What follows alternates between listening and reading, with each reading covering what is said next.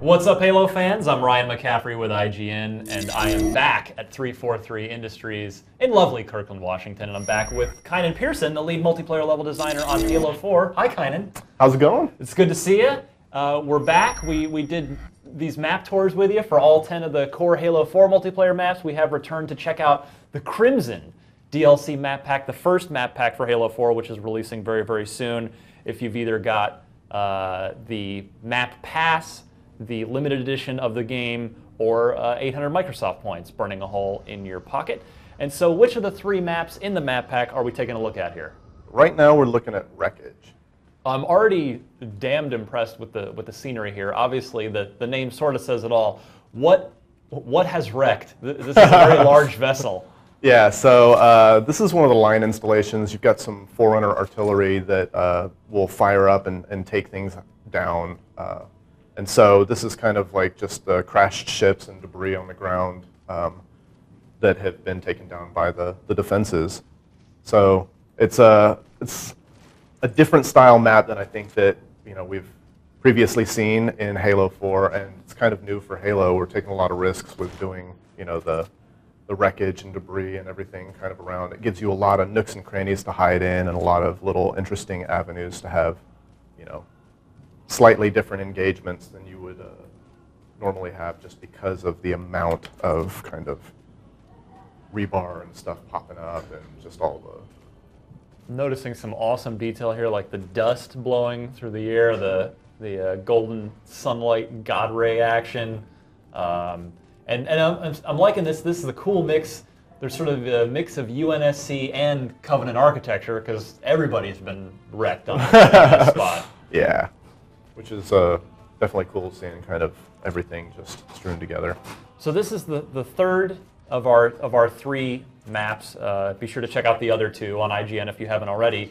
And what I can now say after having seen all three is they're all big maps. They're all big vehicle-based, bigger team maps.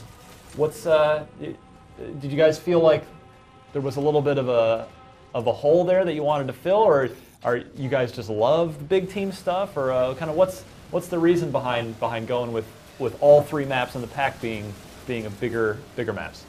Well, I think Harvest is slightly smaller than these, but with the right objective types, you can focus people in certain areas. But we wanted to give people plenty of opportunity to use the vehicles, drive around, and have longer, mid, and short-range engagement distances. But we wanted to highlight vehicles for this particular map pack.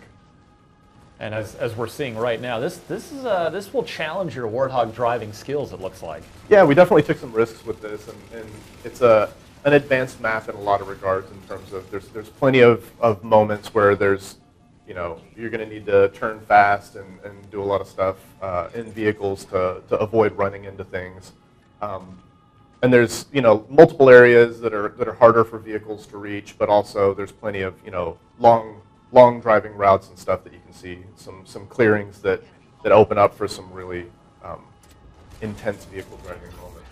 I noticed you just pulled off a pretty skilled jump. Last time we were here checking out the core 10 Halo 4 maps, you talked to me about how you love jumping in Halo combat, and so I'm guessing that last jump you pulled, was that a Kynan special? Was that like you one of those, if you do it just right, you can hit this jump and then maybe gain a tactical advantage of landing on top of that structure to get the drop on somebody? Yeah, you're going to find a lot more kind of tactical jumps in this map in particular, just because there's so many little nooks and crannies and areas that you can get into. So there's a lot of ways to do little secret bypasses and little shortcuts and kind of hopping up and over and around things. So it's going to give you some really dynamic firefights and some great opportunity to show off your movement abilities. Talk to me about CTF on this map, because we've got these very, very tight internal spaces within the wrecked ships, and then these sort of wider outdoor spots with these tight Warthog turns. I'm guessing that in your playtest there are some just wild flag captures and escapes that happen here. I mean, there's so many routes to kind of take that you can really keep things interesting, and you can keep the other team guessing, as well as just fights can happen and break out anywhere, and there's any number of areas that you can reinforce. So the battles really dynamically shift in here, especially in regards to CTF and objective modes where like capture the flag, like King of the Hill and extraction. So with that crazy dichotomy between bigger open areas and those super tight interiors, on a bigger match, say CTF, is it almost worth splitting your team into 2 squads and maybe having some guys with shotguns that sort of man the insides near your flag, and then have like sort of an outdoor crew that's rocking battle rifles or DMRs to do the fighting outside? Yeah, I mean, anytime you're dealing with a coordinated team as well as a map that gives you kind of a various ranges of styles that you can use in terms of opportunities for lots of CQC, you're going to want to have 2 separate groups. You're going to want to have the people that are covering all angles and kind of wide on the outside, getting long lines of sight on people, and then those that are just kind of hunkered down inside structures, taking people out with a bolt shot, with shotgun, with sword, close range stuff. So it's always better to have coordinated efforts and mix it up. Make sure that you have people, covering all the avenues from long to short. So when your team is sitting down with a clean sheet of paper on this, where does a level like this start? Does it start with wrecked ship and then let's just branch it out from there? Or where's this map begin its life? This one in particular was trying to do something dramatically different than had been done in any of the previous Halo maps.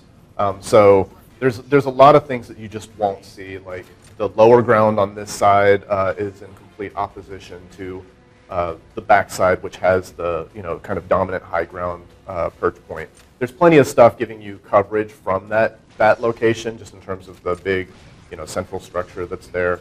But you can still see that like when people get hunkered back in there, there's multiple routes. Like you have the man cannon to take you up, but it gives you plenty of different kind of locations to reinforce. So this was one of those things to do completely asymmetrical map with dynamic, different wreckage and kind of base structures on each side, so that no matter where you were at, you were going to have a completely different experience. And it's definitely one of those things where we knew going into it that it was a layout that was going to provide an experience unlike anything that people have had prior to Halo. This looks like a map that might take a little getting to know. Are we going to be lost maybe for the first couple times we play this map? We do have like the open side on the back. We have the Covenant wreckage on one side. There's different lighting schemes that you can see up in here. Like you have the warmer tones over here. Right. Then you'll have on this side you have the sparks raining down for orientation. You have the bluer hues, the cooler tones over here with the electricity kind of going up. So it is a complex map. Anytime you're going to do something that is wreckage, your landmarks are going to be a little harder to recognize, just because you're dealing with a lot of broken down structures, so it's harder to pinpoint that stuff. But we have done a lot of work to make sure that there are certain things that'll help guide you. It is going to take a little more memorization in this map right. than others previously, though. So I love to ask you this for every map. What armor abilities are gonna suit this map well in general? This one in particular, camo is super strong. Also, jetpack is going to help you do certain bypasses and get into certain areas, but we've definitely provided other opportunities and ramps to get like everyone, even if you're on foot, you're still kind of doing great with thruster pack, with the personal automated turret and shield, just because there's plenty of areas where you can kind of hide out and defend yourself with some of the sharper corners and turns. Blockers. Hide out, that's a polite way of saying camping. I said it, not you. Right? No response from Kynan. What else can we ask you about this map? So yeah, CTF obviously seems like it would be madness here. How about a little King of the Hill here?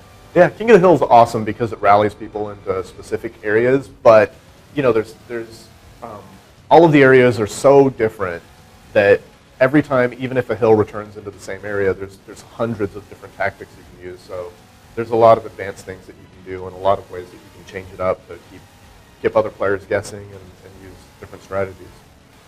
All right, well, this is Wreckage. It is part of the Crimson multiplayer map pack, out very, very soon for Halo 4.